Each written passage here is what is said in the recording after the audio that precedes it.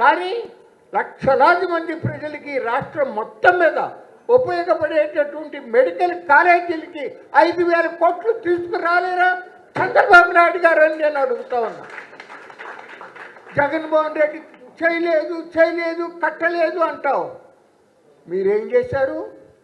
ఆంధ్రప్రదేశ్ అసెంబ్లీలో బాబాసాహెబ్ అంబేద్కర్ గారి 125వ జయంతి సందర్భంగా 125 అడుగుల విగ్రహం పెట్టాలి అమరావతిలో శాఖమూరు దగ్గర 20 ఎకరాల్లో విగ్రహం పెట్టి అధ్యయన కేంద్రం పెట్టి కన్వెన్షన్ సెంటర్ కట్టాలని చెప్పి ఏకగ్రీవంగా తీర్మానం చేస్తే ఏం చేశారు చంద్రబాబు నాయుడు గారు?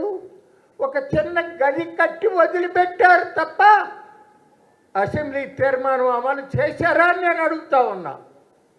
లక్షలాది మంది సామాన్యమైనటువంటి ప్రజలు, సొంత ఇల్లు లేని వాళ్ళు బ్యాంకుల్లో అప్పు తీసుకుని టిక్కో ఇళ్ళకి డబ్బు కడితే వాటికి ఎంతమందికి వాళ్ళకి స్వాధీనం చేశారండి? ఇదివరకు 5 ఏళ్ళు పోయింది, మళ్ళీ వచ్చి 1.5 సంవత్సరం అవుతుంది దాదాపుగా. పూర్తి చేసి వాళ్ళకి ఇచ్చేటటువంటి శ్రద్ధ లేదు.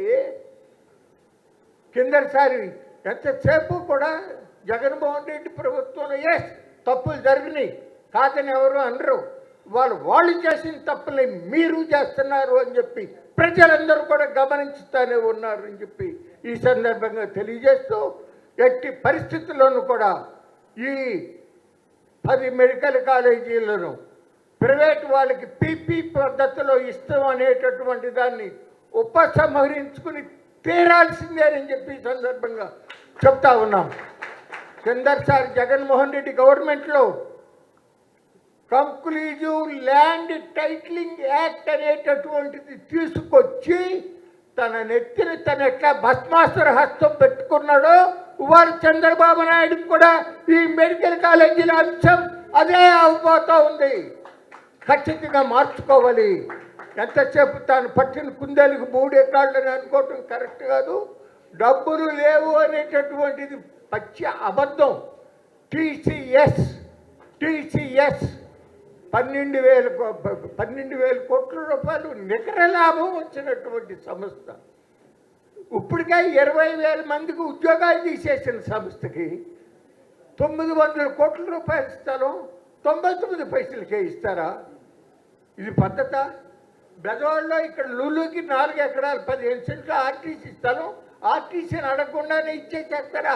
అత్త సొమ్ము అల్లుడు దానం చేసినట్టు. నేను పివి రమేష్ గారిని అభినందిస్తున్నా. న్యాయ పోరాటం కూడా చేస్తాను అని అన్నాడైనా అది చాలా అవసరం కూడా. ఇవాళ అనేకమైన ప్రజా సమస్యల విషయంలో ప్రజా పోరాటం చేస్తూ ఉన్నా న్యాయ పోరాటం కూడా చేయవలసిన అవసరం ఉంది.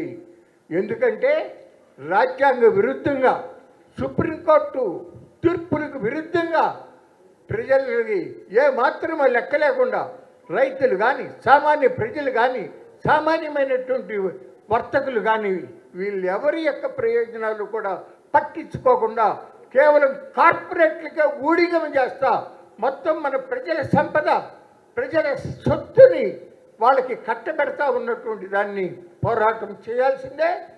ఆల్రెడీ ఇతరులు కూడా కొంతమంది చేస్తున్నారు. నేను already Bezawada RTC bus station స్థలం గురించి హైకోర్టులో పిల్లు వేశాం.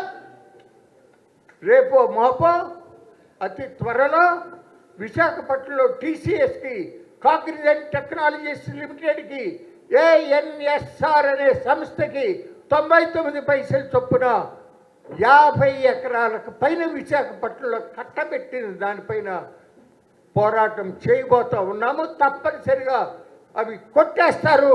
అట్లాగే దీని విషయంలో కూడా రమేష్ గారు ఖచ్చితంగా మీరు సక్సెస్ కావాలని నేను ఆశిస్తూ ప్రజా పోరాటం ముందు ఎవరైనా తల వంచవలసిందే అని చంద్రబాబు నాయుడు గారికి హెచ్చరిక చేస్తూ ఆ జీవో నెంబర్ 590 ఉపసంహరించుకోవాలని మరొకసారి మీ ద్వారా అందరి ద్వారా విజ్ఞప్తి చేస్తూ సెలవు తీసుకుంటాను.